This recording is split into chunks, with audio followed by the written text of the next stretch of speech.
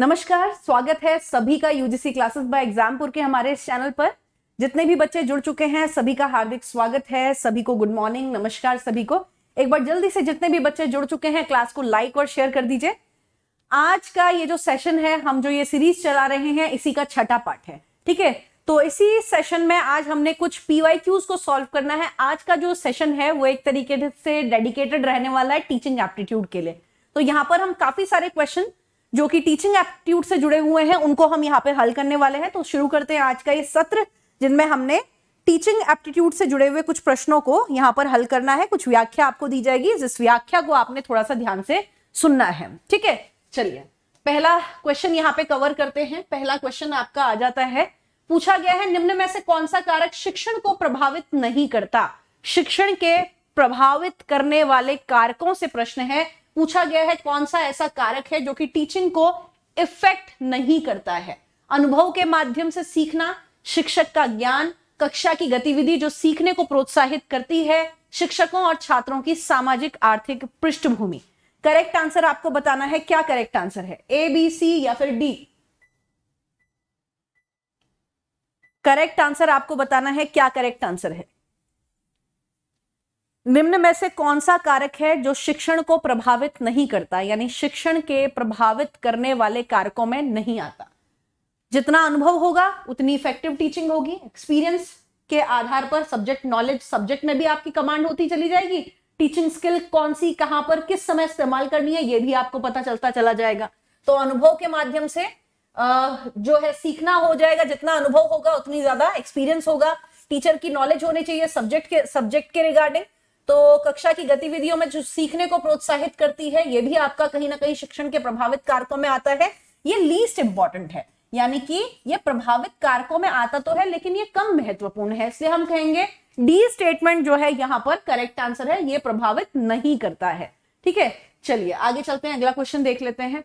उपलब्धि परीक्षण, achievement test से क्वेश्चन है। पूछा गया है उपलब्धि परीक्षण आमतौर पर इस उद्देश्य के लिए उपयोग किए जाते हैं। अचीवमेंट टेस्ट क्यों आयोजित किए जाते हैं? एक तरीके से ये हम कह सकते हैं, शिक्षण के बाद सीखने की मात्रा का आकलन करने के लिए, एक विशिष्ट नौकरी का चयन करने के लिए, एक पाठ्यक्रम के लिए उम्मीदवारों का चयन करने के लिए, शिक्षार्थियों की ताकत और कमजोरियों की पहचान करने के लिए। उपलब्धि परीक्षण क्यों किए जाते हैं? बच्चों ने कितना अचीव किया है, ये टेस्ट कर रहे हैं। क्या आकलन कर रहे हैं इसके माध्यम से, क्या असेस कर रहे हैं आप इसके माध्यम से कि जब टीचिंग हो गई है, टीचिंग के बाद बच्चों ने कितना ग्रहण किया है, कितनी लर्निंग की है। तो हम यहां पे क्या कहेंगे, उपलब्धि परीक्षण के माध्यम से शिक्षण के बाद सीखने की मात्रा का आकलन किया जाता है। ठीक है, शिक्षण के बाद, टीचिंग के बाद कितनी लर्निंग हुई है, इसका आकलन किया जाता है। ए स्टेटमेंट आपका यहां पर करेक्ट आंसर है। जिन्होंने भी ए को करेक्ट कहा है सभी का आंसर बिल्कुल सही है। अगले क्वेश्चन पे हम चलते हैं। पूछा गया है एक शिक्षक द्वारा पढ़ाने के लिए उपयोग की जाने वाली तकनीकों में शामिल है। एक टीचर के द्वारा, यानी यहां पे सिंपल पूछा गया है टीचिंग टेक्निक में कौन कौन सी टेक्निक शामिल है। व्याख्यान, इंटरेक्टिव व्याख्यान, समूह कार्य या स्व अध्ययन। कोड दिए गए हैं, सही उत्तर का आपने चयन करना है। कौन सा आपका टीचिंग टेक्निक जो है कहलाएगी, करेक्ट कोड का आपने चयन करना है। क्या कहेंगे, क्या करेक्ट आंसर है, ए, बी, सी या फिर डी? करेक्ट आंसर आपको बताना है। क्या करेक्ट आंसर है? टीचिंग टेक्निक, एक टीचर किन तकनीक के माध्यम से एक शिक्षार्थी को पढ़ाता है? व्याख्यान विधि, यही व्याख्यान विधि का ही एक रूप है इंटरेक्टिव व्याख्यान। इंटरेक्टिव व्याख्यान से मतलब जहां पर शिक्षक और शिक्षार्थी दोनों ही व्याख्यान में सक्रिय हों। व्याख्यान विधि में अक्सर टीचर तो एक्टिव रहता है लेकिन स्टूडेंट पैसिव रहते हैं, यानी शिक्षक तो सक्रिय रहता है लेकिन जो शिक्षार्थी रहते हैं वो निष्क्रिय श्रोता बनकर के कक्षा व्याख्यान को सुनते हैं। इंटरेक्टिव व्याख्यान एक ऐसा व्याख्यान जहां पर शिक्षक शिक्षार्थी दोनों ही सक्रिय हो। ठीक है, तो ये भी हो गया समूह में कार्य करना, ग्रुप वर्क, ये भी हो गया स्व अध्ययन। ये सेल्फ लर्निंग टेक्निक हम इसे कहेंगे। यहां पर हम टीचिंग की कोई टेक्निक इसे हम नहीं मान करके चल रहे हैं। ठीक है, तो यहां पर डी शामिल नहीं होगा, बाकी ए, बी, सी जो है शामिल रहेंगे। तो करेक्ट आंसर क्या है, ए, बी, सी जो है वो करेक्ट आंसर है। आगे चलते हैं। पूछा गया है शिक्षण सहायक सामग्री के बारे में निम्न में से कौन सा कथन सही है। यहाँ पे बात की गई है टीचिंग एड्स। टीचिंग एड्स के बारे में कौन सा कथन सही है ये पूछा हुआ है। वे लंबी अवधि के लिए अवधारणा को बनाए रखने में मदद करते हैं, वे छात्रों को बेहतर सीखने में मदद करते हैं, वे शिक्षण अधिगम प्रक्रिया को रोचक बनाते हैं, वे रटने की शिक्षा को बढ़ाते हैं। क्या करेक्ट स्टेटमेंट आप यहां पर कहेंगे? कौन सी स्टेटमेंट करेक्ट है? शिक्षण सहायक सामग्री के बारे में निम्नलिखित में से कौन सा कथन सही है? टीचिंग एड्स के संदर्भ में कौन सा कथन जो है वो सही है? करेक्ट आंसर आप क्या कहेंगे? टीचिंग एड्स के संदर्भ में कौन सा कथन सही है? टीचिंग एड के माध्यम से जो भी चीज आप कॉन्सेप्ट बच्चे को सिखा रहे हैं, एक तो विषय वस्तु के बारे में और गहन जानकारी हो, इसके लिए आप टीचिंग एड का इस्तेमाल कर रहे हैं, और साथ ही वो जो कॉन्सेप्ट आप टीचिंग एड के माध्यम से समझाने की कोशिश कर रहे हैं वो लंबे समय तक बच्चे को दिमाग में रहता है। ठीक है, इसलिए हम कहेंगे लंबी अवधि के लिए अवधारणा को बनाए रखने में मदद करते हैं, वे छात्रों को बेहतर सीखने में मदद करते हैं, इसके माध्यम से ज्यादा बेटर लर्निंग हो पाती है, वे शिक्षण अधिगम प्रक्रिया को रोचक बनाते हैं, स्वाभाविक रूप से रटने की शिक्षा को बढ़ावा नहीं देते बल्कि समझ के सीखने को बढ़ावा देते हैं। ठीक है, तो डी स्टेटमेंट शामिल नहीं है, ऊपर के तीनों ए बी सी आपके करेक्ट स्टेटमेंट है। A B C correct statement है। जिन्होंने भी ए बी सी को करेक्ट कहा है सभी का आंसर बिल्कुल सही है। ठीक है, चलिए आगे चलते हैं। एक अच्छा शिक्षक वह है, एक अच्छा टीचर कौन है? एक गुड टीचर कौन है? छात्रों को सीखने के लिए प्रेरित करता हो, उपयोगी जानकारी देता हो, अवधारणा और सिद्धांतों की व्याख्या करता हो, छात्रों को मुद्रित नोट्स देता हो। क्या कहेंगे? कौन सा स्टेटमेंट करेक्ट है? एक अच्छा टीचर आप किसे कहेंगे? एक अच्छा टीचर आप किसे कहेंगे? करेक्ट स्टेटमेंट आपको बतानी है। एक अच्छा टीचर आप किसे कहेंगे? एक अच्छा शिक्षक कौन है? छात्रों को सीखने के लिए प्रेरित करता हो, उपयोगी जानकारी देता हो, अवधारणा और सिद्धांतों की व्याख्या करता हो, या छात्रों को मुद्रित नोट्स देता हो, प्रिंटेड स्टडी मटेरियल दे दे। अच्छा टीचर कौन है? जो लर्निंग को मैक्सिमम करता है, जिसकी टीचिंग के माध्यम से अधिगम बेहतर होता है। तो हम यहाँ पे यही कहेंगे छात्रों को सीखने के लिए जो प्रेरित करता है, मोटिवेट करता है, वही एक बेहतर टीचर होता है। तो यहाँ पे एक अच्छा शिक्षक के लिए एक जो हमारा ए स्टेटमेंट है ये करेक्ट स्टेटमेंट है। ठीक है, चलिए आगे चलते हैं। अगला क्वेश्चन कह रहा है शिक्षण संस्थानों में जितनी अधिक विकलांग छात्र आएंगे उतनी ही अधिक मांग बढ़ेगी। किसकी बात की गई है? फिजिकल हैंडीकैप्ड स्टूडेंट के संदर्भ में। जितने अधिक फिजिकल हैंडीकैप स्टूडेंट जो है वो किसी भी इंस्टीट्यूशन में आएंगे तो ऐसी स्थिति में किसकी मांग बढ़ रही है? परिवार, समाज, शिक्षक या राज्य? किसी भी शिक्षण संस्थान में शिक्षार्थियों की मांग, शिक्षार्थी बढ़ रहे हैं, स्वाभाविक रूप से विकलांग छात्र हैं, फिजिकली हैंडीकैप हैं, इनको एक विशेष ध्यान देने की आवश्यकता है। तो इसीलिए इस स्थिति में जितने स्टूडेंट बढ़ेंगे उतनी ज्यादा शिक्षकों की मांग बढ़ेगी। तो हम कहेंगे शिक्षक जो है करेक्ट आंसर है। सी स्टेटमेंट आपका करेक्ट आंसर है। जिन्होंने भी सी को करेक्ट कहा सभी का उत्तर बिल्कुल सही है। आगे चलते हैं। पूछा गया है सतत और व्यापक मूल्यांकन की विशेषता क्या है? कॉन्टिन्यूअस एंड कॉम्प्रिहेंसिव इवैल्यूएशन से क्वेश्चन है। कॉन्टिन्यूअस एंड कॉम्प्रिहेंसिव इवैल्यूएशन मैंने जब आपको एक बार अगर आपको ध्यान हो मैराथन ली थी जिसमें कंबाइंड मैराथन थी और टीचिंग एप्टीट्यूड से जुड़े हुए मैंने प्रश्न कराए थे। वहां पर विभिन्न प्रकार के मूल्यांकनों को करवाते हुए मैंने ये कहा था जो सबसे बेहतरीन मूल्यांकन है वो है सतत और व्यापक मूल्यांकन, क्योंकि इसमें रचनात्मक मूल्यांकन भी शामिल होता है, इसमें संकलनात्मक मूल्यांकन भी शामिल होता है, फॉर्मेटिव है, समेटिव भी है, इसलिए इसे सतत और व्यापक मूल्यांकन कहते हैं। यानी कि एकेडमिक्स का भी मूल्यांकन हो रहा है और एक्स्ट्रा जो आपकी को करिकुलर एक्टिविटीज हैं, अदर एक्टिविटीज के माध्यम से भी बच्चों का इवैल्यूएशन होता है। तो इसलिए हम सतत और व्यापक मूल्यांकन को बेहतर मूल्यांकन कहते हैं। विशेषता क्या है? यह कई परीक्षण देकर छात्रों पर काम के बोझ को बढ़ाता है, यह अंकों को ग्रेड के साथ बदलता है, यह छात्र के हर पहलू का मूल्यांकन करता है, यह परीक्षा भय को कम करने में मदद करता है। कौन सा कोड सही है सतत और व्यापक मूल्यांकन के संदर्भ में? करेक्ट आंसर आपने बताना है। विशेषताओं में कौन सा शामिल रहेगा सतत और व्यापक मूल्यांकन के संदर्भ में? करेक्ट आंसर क्या है? कॉन्टिन्यूअस एंड कॉम्प्रिहेंसिव इवैल्यूएशन, जिसमें बच्चा निरंतर परीक्षा देता रहेगा, यानी कि फॉर्मेटिव इवैल्यूएशन भी होते रहेंगे समय समय पर, समेटिव तो होते ही रहेंगे। ठीक है, तो फॉर्मेटिव और समेटिव दोनों ही होते हैं। निरंतर बच्चे का मूल्यांकन होता है, सभी पहलुओं का मूल्यांकन होता है, केवल एकेडमिक्स का ही नहीं। ठीक है, तो यहां पर हम कहेंगे कई परीक्षणों को देकर छात्रों के काम के बोझ को बढ़ाया जाता है।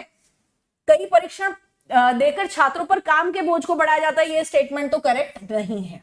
ठीक है, निरंतर इवैल्यूएशन होगा तो ये बच्चों के लिए ही बेनिफिट रहेगा। यह अंकों को ग्रेड में बदल देता है, बिल्कुल करेक्ट स्टेटमेंट है। इसमें बच्चों को ग्रेड दी जाते हैं, सीजीपीए सिस्टम आ जाता है इसमें। यह छात्र को हर पहलू का मूल्यांकन करता है, बिल्कुल जैसा कि मैंने कहा, केवल एकेडमिक्स ही नहीं बल्कि एकेडमिक्स के अलावा बच्चे के बिहेवियर, एक्टिविटीज के बेस पर, कोकरिकुलर एक्टिविटीज के बेस पर भी बच्चे को इवैल्यूएट किया जाता है। यह परीक्षा भय को कम करने में मदद करता है, बिल्कुल करेक्ट स्टेटमेंट है। केवल ए है जो कि करेक्ट नहीं है सतत और व्यापक मूल्यांकन के संदर्भ में, बाकी स्टेटमेंट आपके करेक्ट हैं। सीबीएसई के द्वारा सीसीई पैटर्न जो है वो लगाया गया था। ठीक है, सीबीएसई के द्वारा सीसीई पैटर्न जो है वो लगाया गया था। क्या होता था सीसीई पैटर्न के अंदर? एफए आयोजित किए जाते थे, जैसे FA1, यानी कि आपके हर माह में कोई ना कोई एफए आयोजित किया जाता था। ठीक है, इस तरीके से जब आपके एफए आयोजित किए जाते थे, FA1, FA2, उसके बाद थोड़ा गैप रखते थे, उसके बाद एक एसे ले लिया जाता था। ठीक है, आधे सत्र में, जिसे हम कह सकते हैं अर्धवार्षिक परीक्षा जो हमारे समय में हुआ करती थी, ऐसी ही अर्धवार्षिक परीक्षा के तौर पर आपका SA1 आयोजित किया जाता था। ठीक है, ये SA1 है। ऐसे ही जब ये SA1 हो गया तो SA1 में आपके FA1, FA2 के मार्क्स भी आयोजित किए जाएंगे। FA1 की भी कोई ना कोई एक्टिविटी रखी जाती थी। ठीक है, तो FA1 की एक्टिविटी भी आयोजित की जाती थी, जिसे एक्टिविटी 1 कह लीजिए। FA2 की एक्टिविटी होती थी, जिसे एक्टिविटी 2 कह लीजिए। इन दोनों एक्टिविटी के कंबाइंड मार्क्स जो है वो आपको ऐसे में मिल जाते थे। तो आपको समय समय पर इवैल्यूएशन भी हो रहा है, समय समय पर आपको एक्टिविटी के बेस पर भी मार्क्स मिल रहे हैं। ठीक है, एक तो जो आप परीक्षा में आयोजित, जो आप परीक्षा में कर रहे हैं उसके मार्क्स तो मिल ही रहे हैं, आपको एक्टिविटी के बेस पर भी मार्क्स मिल रहे हैं।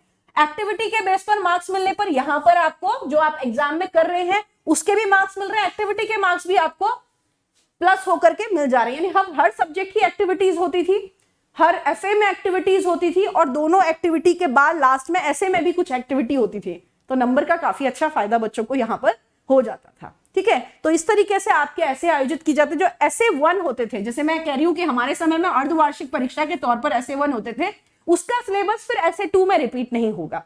ठीक है, जो कि वार्षिक परीक्षा हम जिन्हें समझ लेते हैं, उसका सिलेबस फिर SA2 में रिपीट नहीं होगा। यानी कि FA3 और FA4 का अलग सिलेबस होगा। FA3, FA4 के सिलेबस को कंबाइन करके कुछ और सिलेबस जो है उसमें ऐड करके SA3 जो है, SA2 जो है वो आयोजित कर लिए जाते थे, और वहां पर भी एक्टिविटी के बेस पर इसी तरीके से मार्क्स आपको मिल जाते थे। तो इसलिए लगातार मूल्यांकन हो रहा है, बच्चे को एग्जाम का कोई डर ही नहीं है, हर पहलू का बच्चे का मूल्यांकन हो रहा है, ग्रेड मिल रहे हैं, अंक नहीं मिल रहे हैं। ठीक है, तो यहां पर हम क्या कह रहे हैं, BCD जो है यहाँ पे करेक्ट स्टेटमेंट है। जिन्होंने भी कहा डी स्टेटमेंट करेक्ट है, सभी का आंसर बिल्कुल सही है। आगे चलते हैं। बहुविकल्पीय प्रकार के प्रश्नों के संदर्भ में क्वेश्चन है। कहा गया है बहुविकल्पीय प्रकार के प्रश्नों के संदर्भ में निम्नलिखित में से कौन सा कथन सही है। मल्टीपल चॉइस क्वेश्चन के संदर्भ में कौन सा विकल्प सही है। आपका एनटीए यूजीसी नेट का पेपर होता है, वहां पर भी आपके मल्टीपल चॉइस यानी ऑब्जेक्टिव टाइप क्वेश्चंस रहते हैं। ठीक है, मल्टीपल चॉइस, विभिन्न विकल्पों में से एक विकल्प आपको सही चुनना होता है। तो ये है मल्टीपल चॉइस। क्वेश्चन क्या कह रहा है, कौन सा स्टेटमेंट सही है एमसीक्यू के संदर्भ में। ये सही गलत प्रकार के प्रश्नों की तुलना में अधिक वस्तुनिष्ठ है, या फिर ये निबंध प्रकार के प्रश्नों की तुलना में कम वस्तुनिष्ठ है, या फिर ये लघु उत्तरीय प्रकार के प्रश्नों की तुलना में अधिक व्यक्तिपरक है, या ये सच्चे झूठे प्रकार के प्रश्नों की तुलना में अधिक व्यक्तिपरक है। सबसे पहले तो आपको यह जानना होगा कि आखिर ये एमसीक्यू ऑब्जेक्टिव है या फिर सब्जेक्टिव है। सब्जेक्टिव से क्या तात्पर्य है, जहां पर पूर्वाग्रह शामिल होते हैं, यानी कि जो आंसर लिख रहा है वो पर्सन भी किसी सोच से प्रभावित होकर के अपना आंसर लिख रहा है, जो उसकी आंसर शीट को चेक कर रहा है टीचर या फिर जो भी चेकर है वो भी किसी पूर्वाग्रह से प्रभावित होकर के हो सकता है कि उसकी आंसर शीट को चेक करे। तो सब्जेक्टिव जहां पर भी है वहां पे पूर्वाग्रह शामिल होते हैं, लेकिन ऑब्जेक्टिविटी में पूर्वाग्रह इतने ज्यादा मैटर नहीं रखते, क्योंकि एमसीक्यू टाइप के क्वेश्चन रहेंगे तो उसमें एक चार विकल्प होंगे, उनमें से एक सही विकल्प आपको दिया जाएगा, उसको आपने चुनना है। वो विकल्प सार्वभौमिक रूप से ही सही होगा, जब सही होगा तो उसमें पूर्वाग्रह मैटर नहीं रखेंगे इतने ज्यादा। ठीक है, तो यहाँ पे आपको बताना है बहुविकल्पीय प्रकार के प्रश्नों के संदर्भ में कौन सा कथन सही है? एक तो वो वस्तुनिष्ठ है, ऑब्जेक्टिव है, ये बात तो क्लियर है। पहला स्टेटमेंट कह रहा है ये सही गलत प्रकार के प्रश्नों की तुलना में अधिक वस्तुनिष्ठ है। ठीक है, ये सबसे ज्यादा ऑब्जेक्टिव है, सबसे ज्यादा ऑब्जेक्टिव है। वस्तुनिष्ठता यानी कि ऑब्जेक्टिविटी। ठीक है, तो ये सबसे ज्यादा ऑब्जेक्टिव है। 4 विकल्प दिए गए, एक विकल्प का चयन कर लिया, जो सही था उसी का आप चयन करेंगे।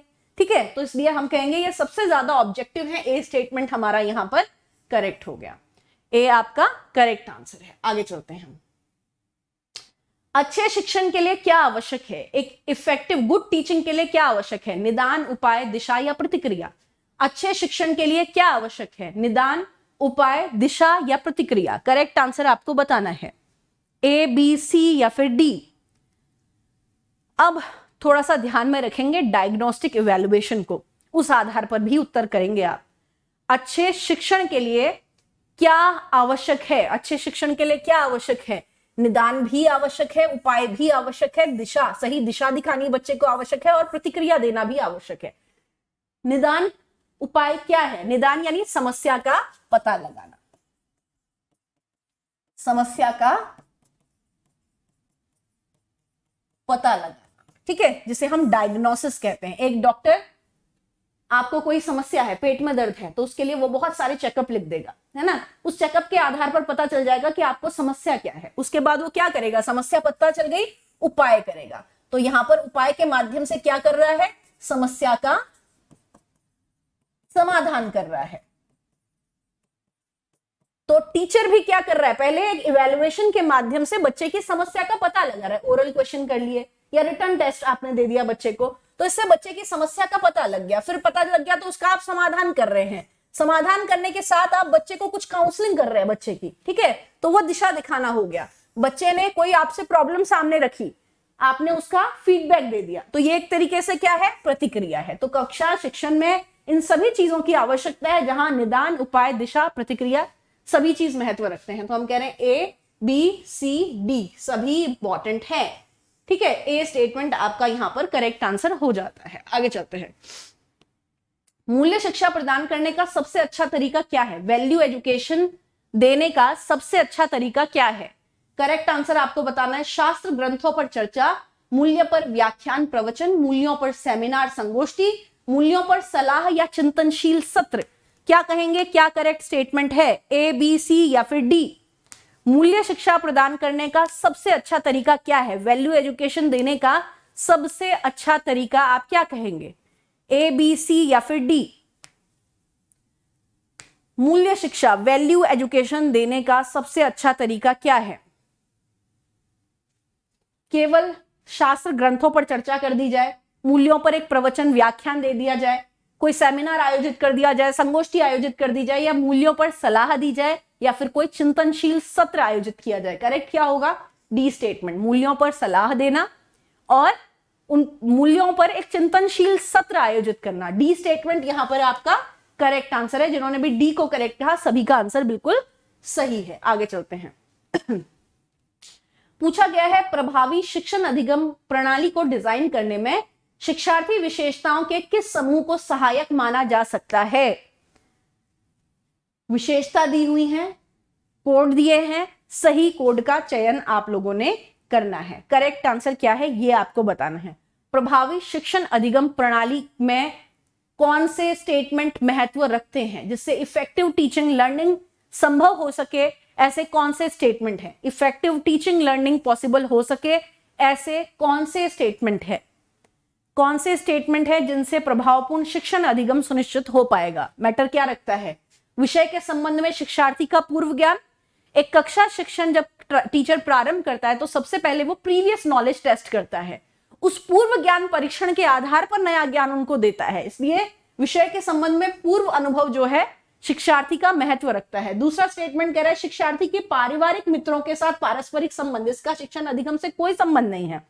विषय के संबंध में शिक्षार्थी की क्षमता, ये कहीं ना कहीं विषय के संबंध में शिक्षार्थी की पोटेंशियल मैटर रखती है या फिर नहीं रखती है? बिल्कुल रखती है। ठीक है, कि आमुख जो विषय भी टीचर पढ़ा रहा है उसके संबंध में बच्चे की कितनी पकड़ मजबूत है, तो ये भी कहीं ना कहीं महत्व रखता है। छात्रों की भाषागत पृष्ठभूमि महत्व रखती है या नहीं रखती है? अगर बच्चों की भाषागत पृष्ठभूमि जो है प्रभावपूर्ण रहेगी, मतलब जो भी टीचर सेम लैंग्वेज में अगर पढ़ा रहे हैं तो कहीं ना कहीं इफेक्टिव होगा। ठीक है, लैंग्वेज डिफरेंस है, जैसे कई बार आपको भी डिफरेंट आ जाता है, अंग्रेजी माध्यम वाले बच्चे पढ़ रहे हैं तो समझ नहीं आ पाता, कोई इंग्लिश वाला में टीचर में पढ़ा रहे हैं तो उनको, अगर हिंदी वाले बच्चे हैं उनको समझ नहीं आता, तो ऐसे में भाषागत पृष्ठभूमि भी कहीं ना कहीं महत्व रखती है। निर्धारित ड्रेस कोड का पालन करने में छात्रों की रुचि, इसको हम इतनी वरीयता नहीं देंगे। छात्रों में प्रेरक उन्मुखीकरण, ये हम कहीं ना कहीं इंपॉर्टेंट फैक्टर बताएंगे। ठीक है, तो हम क्या कह रहे हैं, पहला, तीसरा, चौथा और छठा, पहला, तीसरा, चौथा और छठा, तो आपका करेक्ट क्या हो गया? बी स्टेटमेंट जो है यहां पर करेक्ट हो गया। जिन्होंने भी बी स्टेटमेंट को करेक्ट कहा है सभी का उत्तर बिल्कुल सही है। यहां पर भी आप देख सकते हैं बी स्टेटमेंट आपका करेक्ट है। आगे चलते हैं।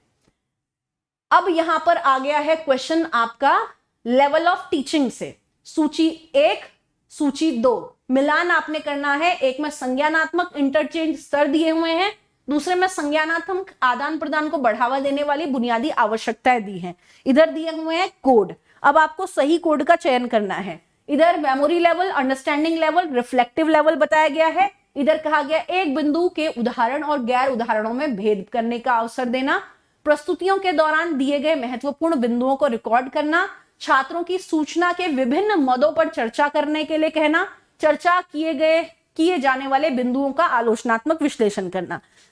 किसका मिलान आप किससे करेंगे? किसका मिलान आप किससे करेंगे? करेक्ट आंसर आपको बताना है। मेमोरी लेवल रटने पर आधारित है, जो मेन चीज है मैं आपको यहां पर बता देती हूं। मेमोरी लेवल रोट लर्निंग को प्रमोट करता है, रटने पर आधारित अधिगम। ठीक है, अंडरस्टैंडिंग समझकर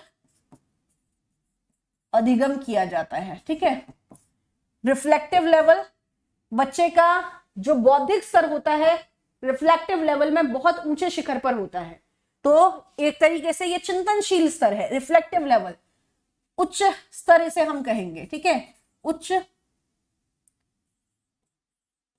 मानसिक क्षमता का इस्तेमाल किया जाता है। ठीक है, चलिए अब बताइए करेक्ट आंसर क्या है।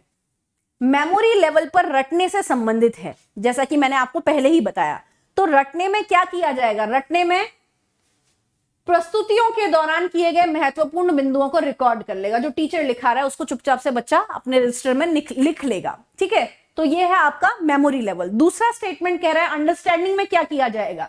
आपको किसी एक बिंदु के उदाहरणों और गैर उदाहरणों में भेद करना आ जाएगा। जब आप समझ जाएंगे तो आपको डिफरेंशिएट करना आ जाएगा। ठीक है, कौन से किस चीज के उदाहरण है, कौन से किस चीज के उदाहरण है। संज्ञा की परिभाषा दे दी, कह दिया किसी व्यक्ति, वस्तु या स्थान या भाव आदि के नाम को संज्ञा कहते हैं। अब आपको पता चल गया, मैं कह रही हूं मेरा नाम ज्योति है, आप पहचान लेंगे हाँ कि यह संज्ञा का उदाहरण है। आपने कहा संज्ञा के स्थान पर प्रयुक्त होने वाले शब्दों को सर्वनाम कहते हैं, जैसे आपने कह दिया मैं, वह, तो ये शब्द क्या है? अब आप डिफरेंशिएट करना सीख गए, हाँ ये संज्ञा पहचानना सीख गए, ये संज्ञा का उदाहरण है, ये सर्वनाम का उदाहरण है। तो आपको भेद करना आ गया, अंडरस्टैंडिंग आपको हो गई, समझ हो गई, तो समझ के आधार पर आप भेद जो है वो कर लेंगे। ठीक है, तो यहां पर पहले का मिलान तो आपने इससे किया, दूसरे का मिलान इससे किया, बच गया हमारा रिफ्लेक्टिव लेवल। रिफ्लेक्टिव लेवल में क्या होता है? बच्चे को तर्क वितर्क करना आ जाता है, आलोचनात्मक मूल्यांकन करना आ जाता है, समीक्षा करना आ जाता है। ये सारे ही गुण आपके इस स्तर पर विकसित हो जाते हैं। तो यहां पे हम कहेंगे चर्चा किए गए बिंदुओं का आलोचनात्मक विश्लेषण करना। ठीक है, तो ये हो गया हमारा थर्ड। इस तरीके से हमने मिलान कर लिया। हम क्या कह रहे हैं, कौन सा स्टेटमेंट करेक्ट है? सी स्टेटमेंट।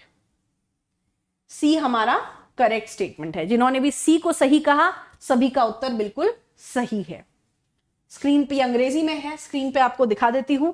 सी आपका यहां पर करेक्ट स्टेटमेंट हो गया है। आगे चलते हैं। अगला क्वेश्चन यहां पर सूची 1 में दिया हुआ है मूल्यांकन के विभिन्न प्रकार, सूची 2 में दिया हुआ है उन प्रकारों के अंदर दी गई विशेषता। अब इसमें आपने सही मूल्यांकन को सही विशेषता से मिलान करना है। कोड दिए गए हैं, सही उत्तर का चयन करिए जल्दी से। कोड दिए गए हैं, सही उत्तर का आपने चयन करना है। अभी तक कॉन्टिन्यूअस और अभी पीछे ही हमने continuous comprehensive and continuous evaluation को पढ़ा था। मानदंड और ये कह सकते हैं क्राइटेरियन रेफरेंस टेस्ट या फिर नॉर्म रेफरेंस टेस्ट, मानक संदर्भित परीक्षण या फिर मानदंड संदर्भित परीक्षण। इसको मानक आप कर लेंगे, मानदंड की जगह मानक संदर्भित परीक्षण और मानदंड संदर्भित परीक्षण। करेक्ट आंसर क्या है वो आपने बता देना है।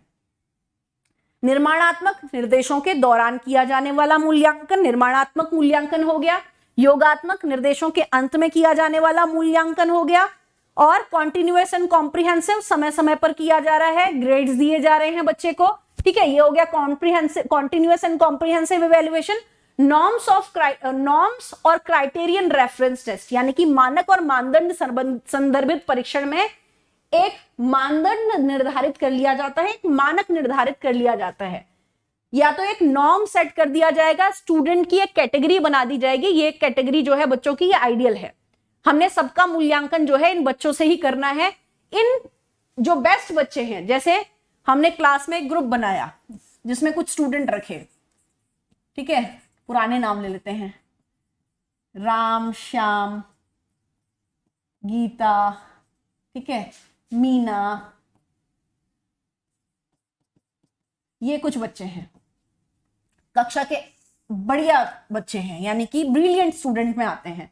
अब हमने इन बच्चों की परफॉर्मेंस से ही क्लास के अन्य बच्चों की परफॉर्मेंस को आंकना है, यानी कि जिन्होंने इससे बेहतर किया वो भी नोटिस करने हैं, जिन्होंने इनके बराबर किया उनको भी नोटिस करना है, जिन्होंने इनसे कम परफॉर्मेंस किया उनको भी नोटिस करना है। तो ये हमने एक नॉर्म सेट कर लिया इन बच्चों का, ये नॉर्म सेट हो गया। क्राइटेरियन रेफरेंस टेस्ट यानी कि हमने एक प्रतिशत सेट कर लिया कि हम एक प्रतिशत सेट कर रहे हैं 90% जैसे, ठीक है। अब ये परसेंट हमने सेट कर दिया, इस आधार पर हम बच्चे को इवेलुएट करेंगे। जैसे आपके 12th के बाद आप ग्रेजुएशन के लिए एडमिशन ले रहे हैं, तो वहां पे एक परसेंट सेट कर दिया कि यदि आपके 90% हैं तो आपको साइंस में एडमिशन मिल जाएगा, ठीक है। साइंस में भी आपको ये फिजिक्स की जो है, अभी तो खैर इतनी कट ऑफ जाती नहीं है, 96% में आपको आमुक कॉलेज में आमुक कोर्स में एडमिशन मिल जाएगा। अगर आपके इतने नहीं है और आपके 94% है तो आमुक कोर्स में आमुक कॉलेज में एडमिशन मिल जाएगा। तो एक क्राइटेरिया निश्चित हो गया परसेंटेज का। तो ये परसेंटेज का क्राइटेरिया निश्चित होने पर क्राइटेरियन रेफरेंस टेस्ट, बच्चों का एक नॉर्म आपने स्टैंडर्ड सेट कर दिया, इसके आधार पर परीक्षण कर रहे हैं, तो वो आपका नॉर्म रेफरेंस टेस्ट, ठीक है। तो ये आपको जानना बहुत जरूरी था। मिलान आपने करना है, क्या करेक्ट है। ए निर्माणात्मक यानी रचनात्मक मूल्यांकन, इसके संदर्भ में हम क्या कहेंगे, इसमें निर्माणात्मक मूल्यांकन में आप निर्देशों के दौरान प्रश्नोत्तरी या फिर चर्चा आयोजित करते हैं, ठीक है। तो ये हो गया आपका ए से मिलान। योगात्मक मूल्यांकन जिसे हम समेटिव इवैल्यूएशन कहते हैं, इसमें आप क्या कर रहे हैं, अंतिम मूल्यांकन किया जाता है, निर्देशों के अंत में मूल्यांकन किया जा रहा है। तो अंतिम सीखने के परिणामों को के आधार पर ग्रेडिंग दी जा रही है। सतत और व्यापक मूल्यांकन में क्या किया जाता है, नियमितता के साथ संज्ञानात्मक पहलुओं का मूल्यांकन किया जा रहा है, रेगुलर। मानक और मानदंड संदर्भित में एक समूह और कुछ मानदंडों के आधार पर परीक्षण और उनकी व्याख्या की जा रही है। एक समूह, जैसा कि मैंने ये उदाहरण आपको दिया, और कुछ मानदंड यानी कि ये उदाहरण जो मैंने परसेंटेज का आपको दिया, इसके आधार पर परीक्षण और उनकी व्याख्या की जा रही है। तो हम क्या कह रहे हैं, क्या करेक्ट आंसर है, ए हमारा करेक्ट आंसर हो जाता है, ठीक है। ए हमारा यहां पर करेक्ट आंसर है। जिन्होंने भी ए को करेक्ट कहा है सभी का आंसर बिल्कुल सही है। चलिए आगे चलते हैं। अगला क्वेश्चन क्या कहता है, शिक्षण सहायक सामग्री का उपयोग किस आधार पर उचित है। शिक्षण सहायक सामग्री का उपयोग किस आधार पर उचित है, क्या कहेंगे।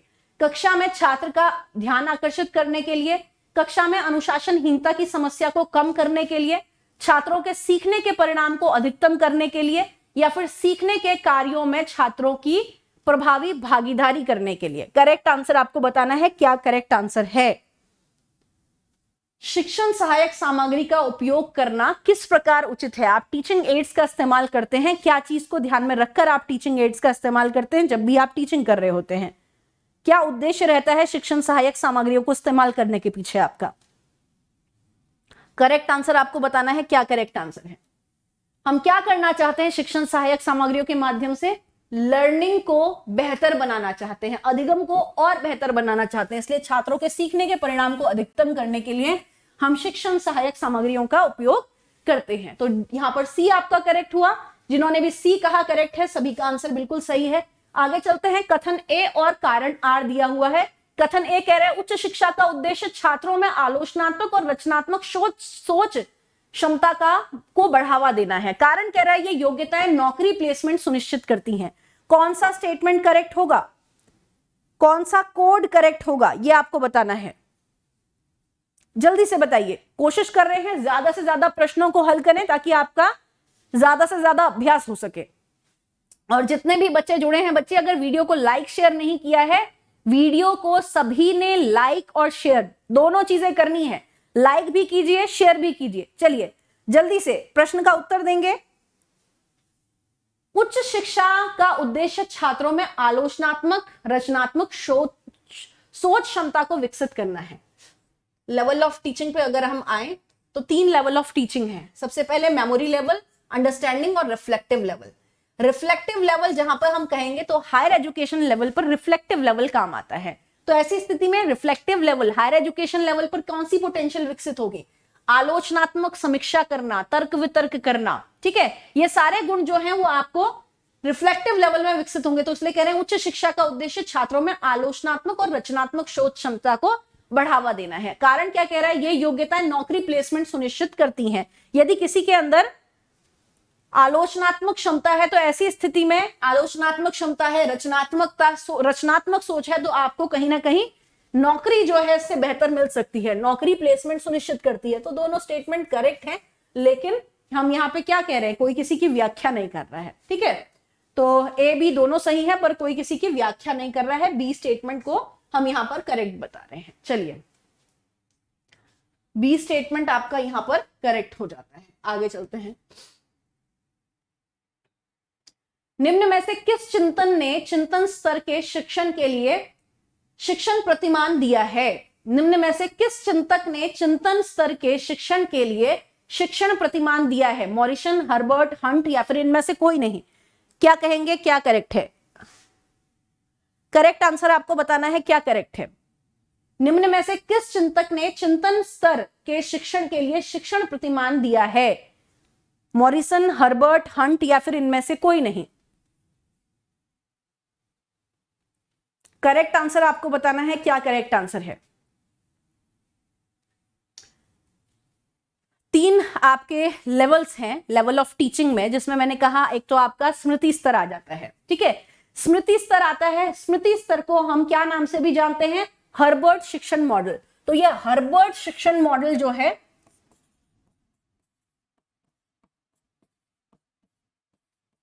हर्बर्ट शिक्षण मॉडल, ये आपका मेमोरी लेवल को कहा जाता है, ठीक है, मेमोरी लेवल कह लीजिए या फिर हर्बर्ट शिक्षण मॉडल कह लीजिए, एक ही बात है।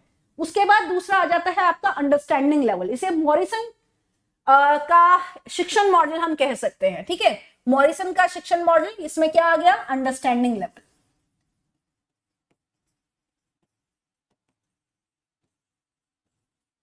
आगे आ जाता है रिफ्लेक्टिव। तो रिफ्लेक्टिव लेवल दिया है हंट ने, इसलिए हम यहां पे क्या कह रहे हैं, जो आपका ये क्वेश्चन भी यही कर रहा है कि कौन सा रिफ्लेक्टिव लेवल जो है किस थिंकर ने दिया है। तो रिफ्लेक्टिव लेवल दिया है हंट ने। तो इस तरीके से आपको ध्यान में रखना है कि किसने कौन सा मॉडल दिया हुआ है, ठीक है। मेमोरी लेवल दिया है हर्बर्ट ने, मेमोरी लेवल हर्बर्ट ने दिया है, तो आपको ध्यान रखना है हर्बर्ट शिक्षण मॉडल कह लीजिए या फिर मेमोरी लेवल कह लीजिए, एक ही बात है। अंडरस्टैंडिंग लेवल दिया है मॉरिसन ने, इसे अंडरस्टैंडिंग लेवल कह लीजिए या मॉरिसन शिक्षण मॉडल कह लीजिए, एक ही बात है। रिफ्लेक्टिव लेवल दिया है हंट ने, इसे रिफ्लेक्टिव लेवल कह लीजिए या फिर हंट शिक्षण मॉडल कह लीजिए, एक ही बात है। चलिए करेक्ट आंसर क्या हो गया? हंट, सी जो है करेक्ट आंसर है। जिन्होंने भी सी कहा है करेक्ट है, सभी का आंसर बिल्कुल सही हुआ है। तीनों पे एक बार चलते हैं स्लाइड के माध्यम से, ध्यान रखना है। यहां पर एक मैं आपको अंडरस्टैंडिंग भी दे रही हूं, ये कौन किसने दिया है ये तो आपको पता चल गया। स्मृति स्तर, मुख्य विशेषता क्या है? रटने पर बल दिया जाता है, रटने पर बल दिया जाता है, और बोध में समझ पर बल।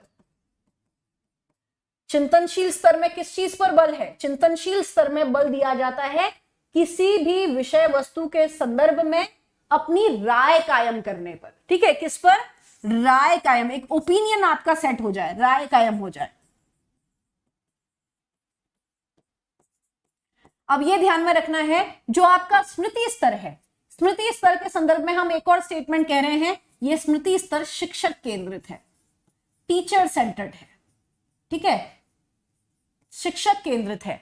वहीं जो बोध स्तर है, समझने पर बल दिया जा रहा है, लेकिन इसे हम शिक्षार्थी केंद्रित भी नहीं कहेंगे और शिक्षक केंद्रित भी नहीं कहेंगे, इसे हम कहेंगे विषय वस्तु केंद्रित। यानी कि कोशिश क्या की जा रही है? विषय वस्तु केंद्रित। कोशिश क्या की जा रही है? किसी तरीके से सिलेबस पूरा कराना है। ठीक है, किसी तरीके से सिलेबस पूरा कराना है। चिंतनशील स्तर को हम क्या कहेंगे? ये है पूरी तरह से शिक्षार्थी केंद्रित। तो ये चीज आपको ध्यान में रखनी है, कौन सा किस पर आधारित है। ठीक है, रटने पर बल दे रहे हैं, समझने पर बल दे रहे हैं, यहां पर आपका एक ओपिनियन सेट हो जाता है, यहां पर आप निर्णय निर्धारण की योग्यता आपके अंदर विकसित हो जाती है। निर्णय निर्धारण के साथ साथ कुछ पोटेंशियल जो आपके विकसित हो जाते हैं वो मैं यहां पे लिख देती हूं, अगर ये स्टेटमेंट आते हैं तो आपको क्लियर होने चाहिए। निर्णय निर्धारण के साथ तर्क वितर्क करने की क्षमता, ठीक है, और आलोचनात्मक मूल्यांकन या आलोचनात्मक मूल्यांकन के साथ साथ आप विश्लेषण शब्द का भी इस्तेमाल कर सकते हैं। ठीक है, निर्णय निर्धारण, तर्क वितर्क की क्षमता, आलोचनात्मक मूल्यांकन या विश्लेषण या फिर समीक्षा करना, ये भी आपका यहां पर विकसित हो जाता है। तो ये कुछ स्टेटमेंट है जो कि आपको ध्यान में रखते हुए चलने हैं। हाईएस्ट लेवल कौन सा है? हाईएस्ट लेवल कौन सा है? हाईएस्ट लेवल है चिंतनशील स्तर। ठीक है, लेकिन ध्यान रखना है, जब तक इस तरीके से कुछ इस ग्राफ के तौर पर ये होता है, जिसमें सबसे नीचे आता है मेमोरी लेवल, उसके बाद आ जाता है अंडरस्टैंडिंग, ठीक है, उसके बाद आ जाता है रिफ्लेक्टिव। सीधे रिफ्लेक्टिव पे कोई नहीं पहुंच सकता, पहले मेमोरी पे जाना होगा, फिर अंडरस्टैंडिंग पे जाना होगा, फिर रिफ्लेक्टिव पे पहुंचेंगे।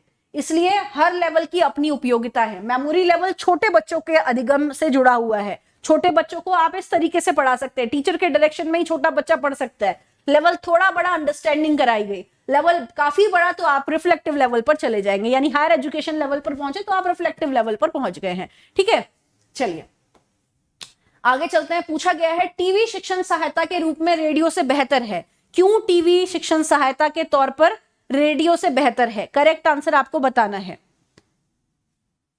जल्दी से करेक्ट आंसर आपको बताना है। ध्यान रहे, तीन तरीके के हम इंद्रियों के आधार पर जब हम बात कर रहे हैं तो तीन कैटेगरी में हम शिक्षण सहायक सामग्री को बांट रहे हैं, दृश्य श्रव्य और दृश्य श्रव्य।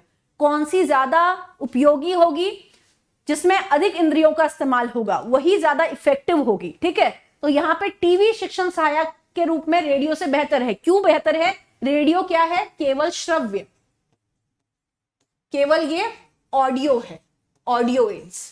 ठीक है, टीवी क्या है? ये ऑडियो भी है और विजुअल भी है, तो यानी कि इसमें ज्यादा इंद्रियों का इस्तेमाल हो रहा है, इसलिए हम कह रहे हैं दो इंद्रियों को आमंत्रित करता है, श्रवण और दृष्टि एक साथ सीखने को अधिक सटीक रूप की ओर ले जाता है। तो हमने बी स्टेटमेंट को यहां पर करेक्ट कह दिया, तो बी आपका करेक्ट स्टेटमेंट हो गया। ठीक है, चलिए निम्न में से कौन सा कारक शिक्षण को प्रभावित करता है, टीचिंग को इफेक्टिव कर रहा है? निम्न में से कौन सा कारक शिक्षण को प्रभावित करता है? क्या कहेंगे? शिक्षक का आंतरिक नियंत्रण, लर्नर की प्रेरणा, शिक्षक की आत्म प्रभावकारिता या फिर उपरोक्त सभी? करेक्ट स्टेटमेंट आपको बताना है, क्या करेक्ट स्टेटमेंट है? जल्दी से करेक्ट स्टेटमेंट बताएंगे। और जितने भी बच्चे जुड़े हैं, वीडियो को लाइक शेयर नहीं किया है, जल्दी से वीडियो को लाइक और शेयर भी आप लोगों ने कर देना है। क्या कहेंगे, क्या करेक्ट आंसर है? निम्न में से कौन सा कारक शिक्षण को प्रभावित करता है, टीचिंग को इफेक्टिव करता है? शिक्षक की आंतरिक प्रेरणा, टीचिंग करने के लिए आपको अंदर से मोटिवेट होना चाहिए। कई बार आपका मन नहीं है, आप उदास हैं, कुछ परेशान हैं, स्वास्थ्य ठीक नहीं है, संस्थान छुट्टी नहीं दे रहे हैं, तो ऐसी स्थिति में, ऐसे में दबावपूर्ण जो है, आप टीचिंग करने चले तो जाएंगे, वहां पर आप बीमार पड़े हैं, सुस्त पड़े हैं, तो क्या ये इस तरीके का शिक्षण प्रभावपूर्ण होगा? आंतरिक प्रेरणा का अभाव है, पढ़ाने के लिए आप मोटिवेटेड ही नहीं है, प्रभावपूर्ण नहीं होगा। तो ऐसी स्थिति में शिक्षक को आंतरिक नियंत्रण, यहां पर आंतरिक नियंत्रण की बात हो रही है, आंतरिक प्रेरणा मैं इसको रीड कर रही थी, ठीक है। आंतरिक नियंत्रण सेल्फ कंट्रोल की बात कर रहे हैं, अपनी भावनाओं पर कंट्रोल होना चाहिए, ठीक है। जब कई बार क्या होता है, गुस्सा भी आ जाता है, बच्चों कुछ उस तरीके की समस्या आपके सामने रखते हैं, तो उस पर कंट्रोल होना चाहिए। लर्नर प्रेरित होने चाहिए, तभी टीचिंग से कुछ लर्निंग हो पाएगी। बच्चे सीखने के लिए अभिप्रेरित हों, तभी अधिगम बेहतर हो पाएगा, टीचिंग भी तभी इफेक्टफुल कहलाएगी। शिक्षक की आत्म प्रभावकारिता, अब यहां पर भी सेल्फ आपका एफिशिएंसी आ जा रही है, किस तरीके से टीचर जो है वो अपने आप पे एफिशिएंट है। आत्म प्रभावकारिता में सारी चीजें आ जाएंगी, सब्जेक्ट नॉलेज भी होना चाहिए, आपको टीचिंग स्किल्स की नॉलेज भी होनी चाहिए, तो ये सारी चीजें आ जाती है, तो सारी चीजें इंपॉर्टेंट है। डी स्टेटमेंट को हम यहां पर करेक्ट कहेंगे, ठीक है। चलिए आगे चलते हैं। एक कक्षा में एक संचारक यानी कम्युनिकेटर का विश्वास स्तर निम्न द्वारा निर्धारित किया जाता है, किससे? कम्युनिकेशन से क्वेश्चन है, और ये क्वेश्चन आया भी हुआ है प्रीवियस ईयर्स में। एक कम्युनिकेटर का कॉन्फिडेंस, आत्मविश्वास किससे झलकेगा? आंखों से संपर्क करें, हाइपरबोल का उपयोग करें, आवाज के स्तर में परिवर्तन करें, या अमूर्त अवधारणा का उपयोग करें। लाइट चली गई है, लेकिन कोई बात नहीं, आप लोगों के सामने थोड़ा सा मैं जो है वो आपको भूत जैसी नजर आ रही होंगी, लेकिन कोई बात नहीं, आपको स्क्रीन जो है वो क्लियर नजर आ रही है, ठीक है। जल्दी से करेक्ट आंसर आपको बताना है। एक कक्षा में एक संचारक का विश्वास स्तर निम्न के द्वारा निर्धारित किया जाता है, किसके द्वारा निर्धारित किया जाता है? आई कांटेक्ट होगा, आई कांटेक्ट के आधार पर ही आप ये दिखाएंगे कि सामने वाले को जो है उसके अंदर सेल्फ कॉन्फिडेंस है, ठीक है। तो ए स्टेटमेंट जो है यहां पर करेक्ट आंसर है, आपके संपर्क करें, यानी आई कांटेक्ट स्थापित करेंगे तो आपका कहीं ना कहीं कॉन्फिडेंस जो है वो प्रदर्शित होगा। तो यहां पर करेक्ट आंसर क्या है? ए स्टेटमेंट आपका करेक्ट आंसर बताया गया है। अभी मैं कोशिश यही कर रही हूं कि स्क्रीन पर ना आऊं, क्योंकि मुझे आप अभी अंधेरे में ना ही देखें तो बेहतर है, ऐसा ना हो कि आप डर जाए, है ना। चलिए अगला क्वेश्चन ध्यान से पढ़ेंगे, थोड़ा सा लेंदी क्वेश्चन है। प्रभावी शिक्षण अधिगम प्रणालियों को डिजाइन करने में शिक्षार्थी विशेषताओं के किस सेट को सहायक माना जा सकता है? प्रभावी शिक्षण अधिगम प्रणाली को डिजाइन करने के लिए शिक्षार्थी विशेषताओं के किस सेट को सहायक माना जा सकता है? शिक्षार्थी की विशेषता आपने पहचाननी है। पहला कह रहा है विषय के संबंध में शिक्षार्थी का पूर्व अनुभव, शिक्षार्थी के पारिवारिक मित्रों के पारस्परिक संबंध, विषय के संबंध में शिक्षार्थी की योग्यता, छात्र की भाषागत पृष्ठभूमि, निर्धारित ड्रेस कोड का पालन करने में छात्र की रुचि और छात्रों का प्रेरक उन्मुखीकरण। क्या कहेंगे, क्या करेक्ट है? प्रीवियस नॉलेज मैटर रखती है, अभी पीछे भी हमने ये किया था, प्रीवियस नॉलेज मैटर रखती है, बिल्कुल रखती है। पारिवारिक मित्रों के साथ कैसे संबंध है, इसको हम इतना इंपॉर्टेंस नहीं देंगे। विषय के संबंध में शिक्षार्थी की योग्यता को महत्व दे रहे हैं, भाषागत पृष्ठभूमि को महत्व दे रहे हैं, ड्रेस कोड को हम इतना महत्व नहीं दे रहे, लेकिन बच्चे का प्रेरक उन्मुखीकरण को हम महत्व दे रहे हैं। तो हम यहाँ पे क्या कह रहे हैं? पहला, तीसरा, चौथा, छठा, पहला, तीसरा, चौथा, छठा, बी स्टेटमेंट आपका करेक्ट स्टेटमेंट हो गया है। आगे चलते हैं। पूछा गया है ऐसे विकल्प का चयन करें जो शिक्षण को प्रभावशीलता में सकारात्मक कारक हैं, यानी कि टीचिंग को इफेक्टिव करने वाले कारकों में जो सकारात्मक कारक है वो आपने छांटना है। क्या कहेंगे? शिक्षक का विषयगत ज्ञान, शिक्षक की दयनीय सामाजिक आर्थिक पृष्ठभूमि, शिक्षक का कुशल संचार कौशल, छात्रों को खुश करने के लिए शिक्षक की क्षमता, छात्रों के साथ शिक्षक का व्यक्तिगत संपर्क, कक्षा के प्रबंधन में शिक्षक की दक्षता। करेक्ट आंसर आपको बताना है, क्या करेक्ट आंसर है?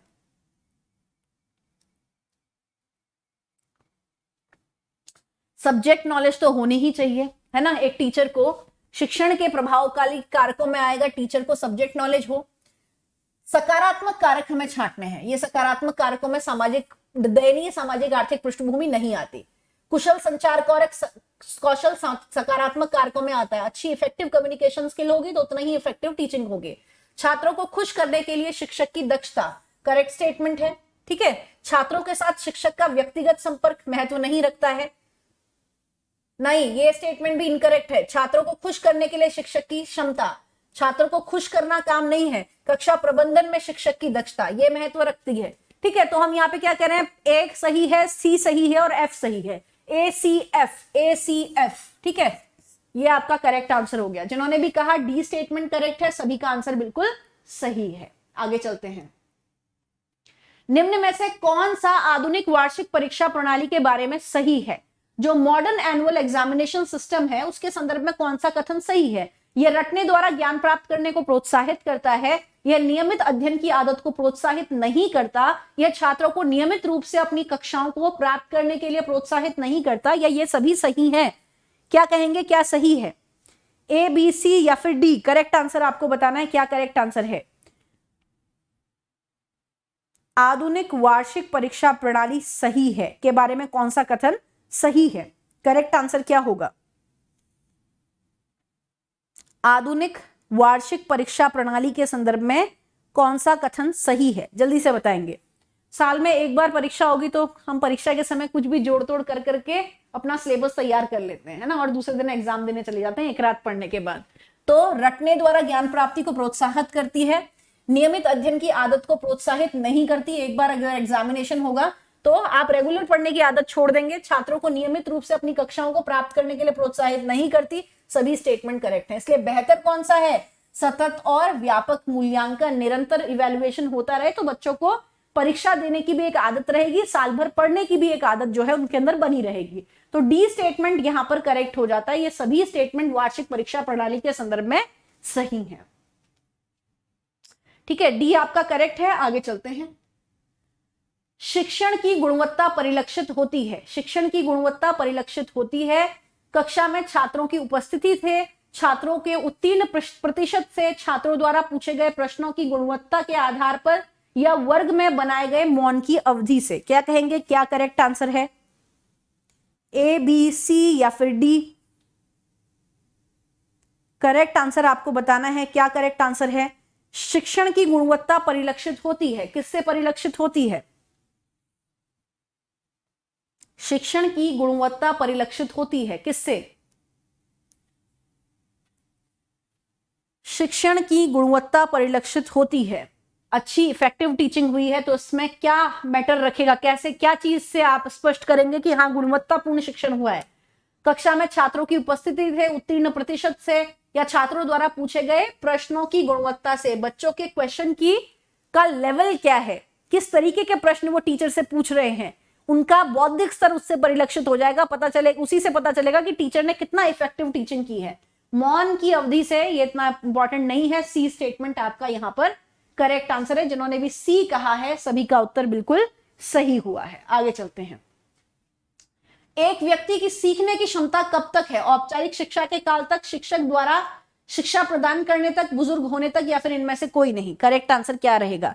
अब यहां पर आपको व्यापक अर्थ में अधिगम को के रूप में परिभाषित करना है। व्यापक अर्थों में अधिगम क्या है, इस तरीके से इस प्रश्न को आपने उत्तर जो है वो करना है। व्यापक अर्थों में शिक्षण से आप क्या समझते हैं, या व्यापक अर्थों में अधिगम से आप क्या समझते हैं? अधिगम या फिर शिक्षण एक जीवन पर्यंत चलने वाली प्रक्रिया है। तो हम क्या कहेंगे? जीवन पर्यंत के लिए यहां पर बुजुर्ग होने तक, टिल ओल्ड एज, ये शब्द का इस्तेमाल किया हुआ है। तो सी स्टेटमेंट को हम यहां पे करेक्ट मान करके चल रहे हैं। ठीक, चलिए आगे चलते हैं। कक्षा में लोकतंत्र के माध्यम से सर्वश्रेष्ठ परिलक्षित होता है। बहुत इंपॉर्टेंट स्टेटमेंट है।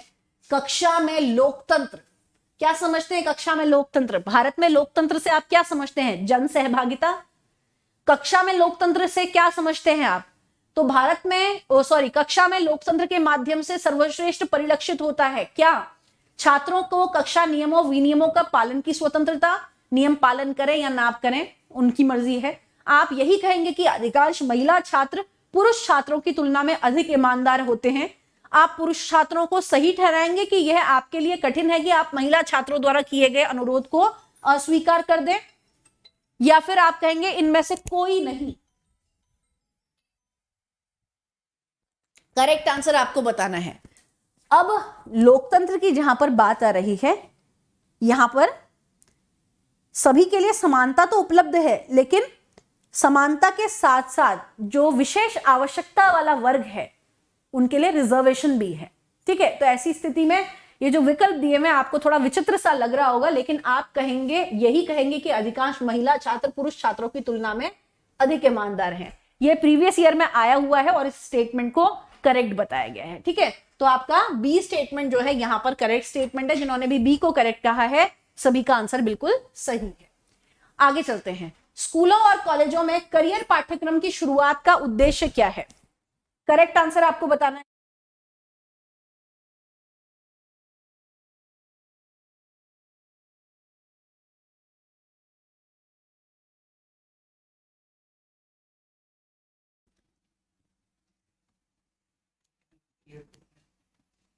हाँ जी, जल्दी से उत्तर देंगे इस प्रश्न का।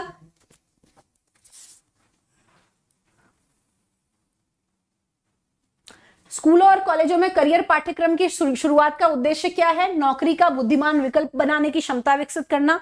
ठीक है, छात्रों में पेशेवर ज्ञान, किसी कोई एक कौशल उनके अंदर, कोई एक स्किल उनके अंदर डेवलप की जाए, सामान्य ज्ञान को बढ़ावा देना, किसी भी चीज की नॉलेज, कोई भी कौशल उनको आ जाना चाहिए।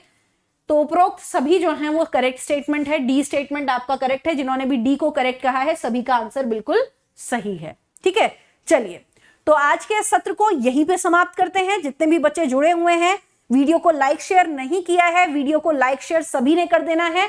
और ये सीरीज जो है हम कल के सेशन में आगे कंटिन्यू करेंगे। ठीक है, तो जितने भी बच्चे जुड़े रहे बहुत बहुत शुक्रिया। सेशन में बने रहने के लिए बहुत बहुत धन्यवाद सभी का। वीडियो को लाइक शेयर करते रहना है। चैनल को सब्सक्राइब नहीं किया हुआ, चैनल को सब्सक्राइब भी कर लेना है। कल आपसे फिर से मुलाकात होगी, तब तक के लिए नमस्कार सभी को, धन्यवाद सभी को।